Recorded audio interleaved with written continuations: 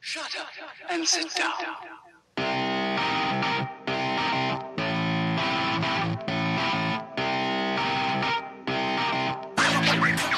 Halo anak-anak, kita kembali lagi di video materi ilmu pengetahuan sosial. Anak-anak, pada video kali ini kita akan membahas mengenai saluran-saluran mobilitas sosial dan dampak mobilitas sosial. Untuk yang pertama, kita bahas tentang saluran-saluran mobilitas sosial dulu ya. Simak videonya.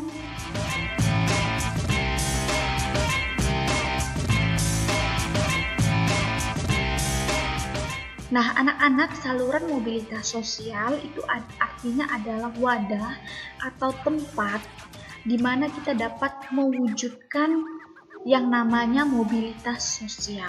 Nah, bagaimana saluran-saluran mobilitas sosial? Mari kita simak.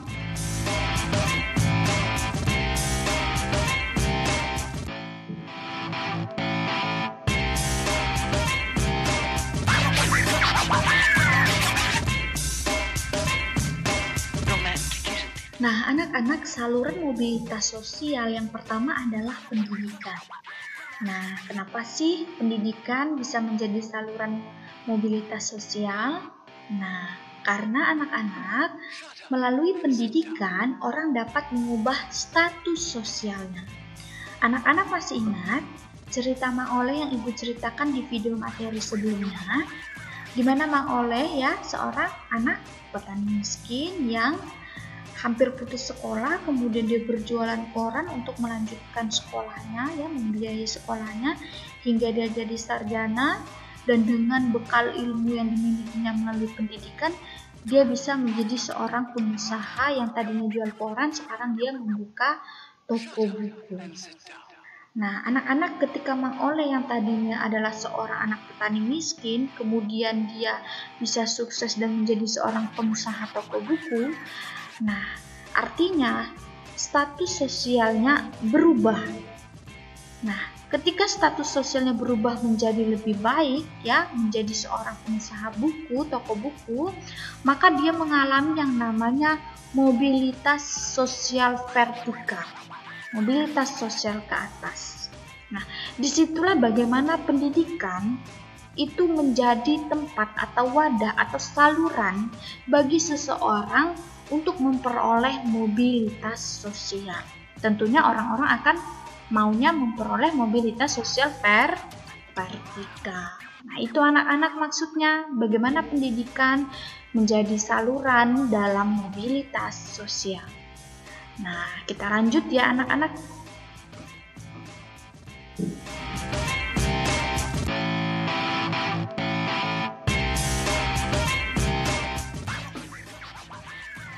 Nah, anak-anak, saluran mobilitas sosial yang kedua adalah organisasi politik. Kalian masih ingat gambar ini yang Ibu share pada materi sebelumnya? Ya, Presiden Republik Indonesia. Sebelumnya Ibu udah pernah tanya, anak-anak, kalau rakyat yang kaya, rakyat yang miskin, itu bisa nggak jadi presiden? Tentu bisa. Nah, salah satu anak-anak caranya bagaimana kita bisa menjadi presiden itu kita bisa melalui yang namanya partai politik. Ketika kita sudah bergabung di partai politik, kita sudah menjadi anggota partai politik, kemudian kita memiliki kemampuan beragitasi, berorganisasi. Nah, bisa jadi partai tersebut akan mengusung kita menjadi salah satu calon pemimpin, contohnya calon presiden. Kemudian mensukseskan kita menjadi seorang presiden. Dan ketika kita sudah terpilih menjadi presiden, disitulah kita sudah mendapatkan yang namanya mobilitas sosial vertikal. Nah, yaitu berupa jabatan yang tinggi. Apa jabatannya, Bu? Presiden. Nah, jadi kenapa nih organisasi politik itu bisa menjadi saluran atau wadah untuk kita mewujudkan mobilitas sosial vertikal itu tadi. Nah, ya, melalui organisasi mensukseskan kita, mengusung kita, akhirnya kita terpilih. Nah, kita mengalami yang namanya mobilitas sosial vertikal. Bisa dipahami ya? Kita lanjut.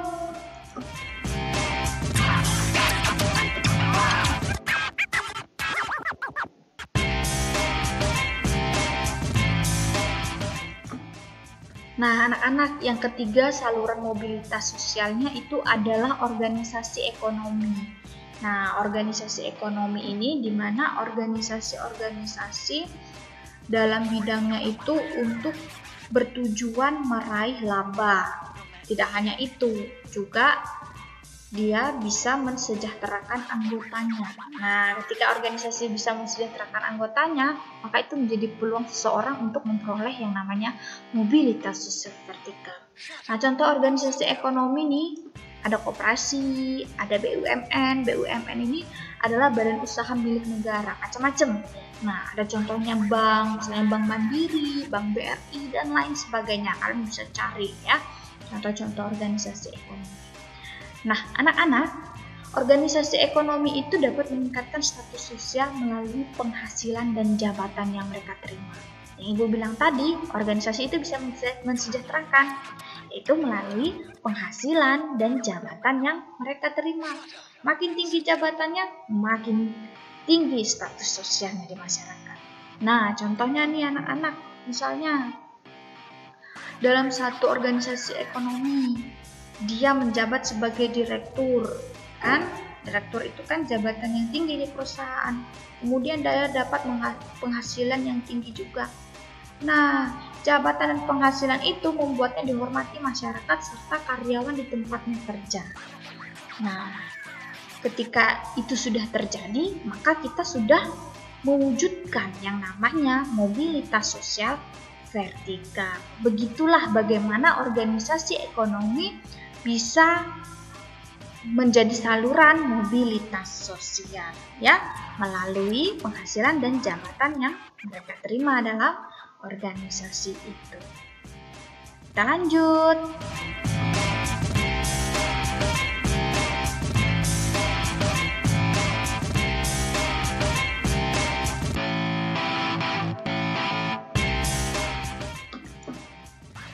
Nah, anak-anak, yang keempat itu organisasi profesi. Contohnya adalah PGRI, Persatuan Guru Republik Indonesia. Contoh lain Ikatan Dokter Indonesia atau IDI. Nah, dan lain-lain kalian bisa cari ya anak-anak. Nah, kenapa nih organisasi profesi itu bisa menjadi saluran mobilitas sosial? Nah, anak-anak, karena organisasi ini adalah organisasi di mana orang-orang itu berkumpul memiliki profesi yang sama. Kemudian mereka kompak dan kuat untuk memperjuangkan profesinya. Nah, dengan tujuan meningkatkan kesejahteraan. Seperti Ibu bilang, kalau kita sudah meningkat, kesejahteraan kita sudah meningkat, artinya kita sudah mengalami mobilitas vertikal. Nah, contohnya tadi ini organisasi profesi, misalnya PGRI, Persatuan Guru, di mana seluruh guru itu bersatu membentuk sebuah organisasi, kemudian mereka berjuang bagaimana supaya profesinya mengalami peningkatan kesejahteraan, kemudian mereka menyampaikan aspirasinya kepada pemerintah, dan pemerintah memperhatikan itu. Nah, disitulah di mana profesi-profesi yang mereka jalani dalam sebuah organisasi itu mengalami peningkatan kesejahteraan. Jadi organisasi profesi ini adalah wadah atau saluran mobilitas sosial. Ya anak-anak, kita lanjut ya anak-anak. Nah, kalau tadi itu mengenai saluran-saluran mobilitas sosial, kita lanjut sekarang tentang dampak mobilitas sosial.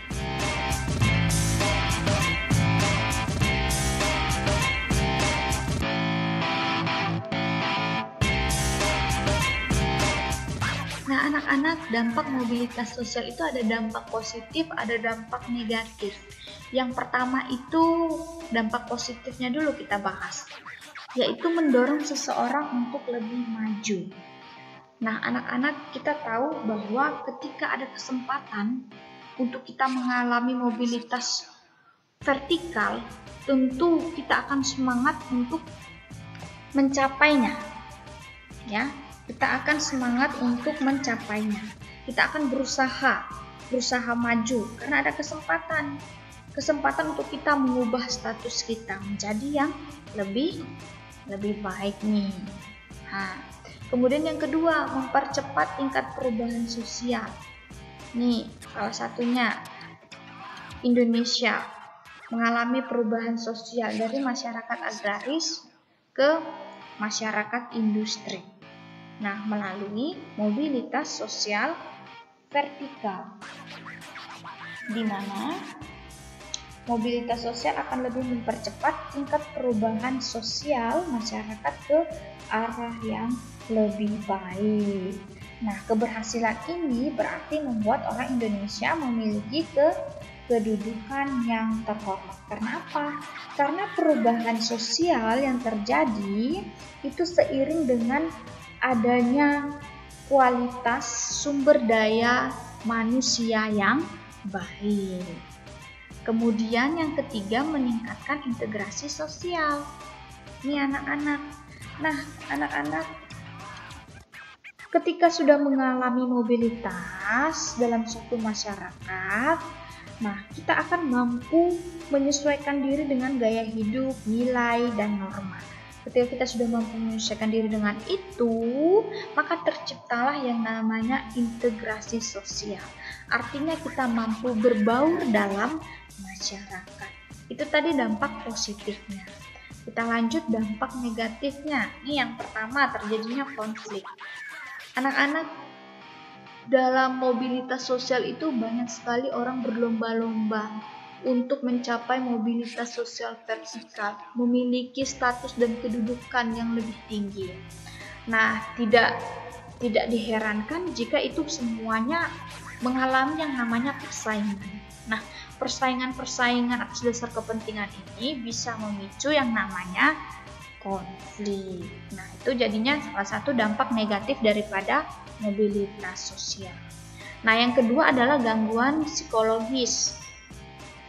Nah, ketika orang sudah mengalami mobilitas sosial vertikal misalnya, dia sudah mendapatkan jabatan dan kedudukan.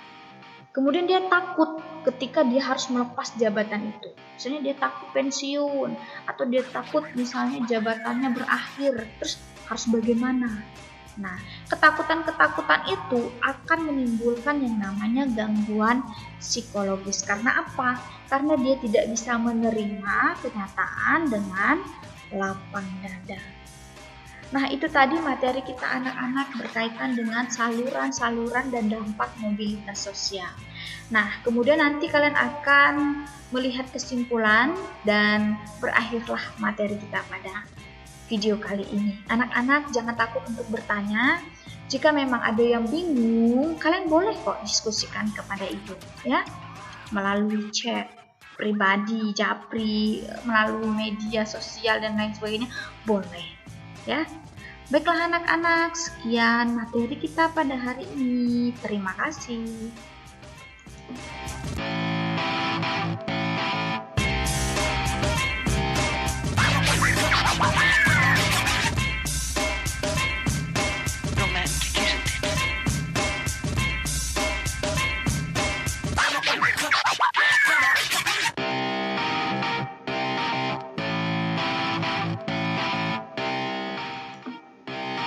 Shut up and sit down.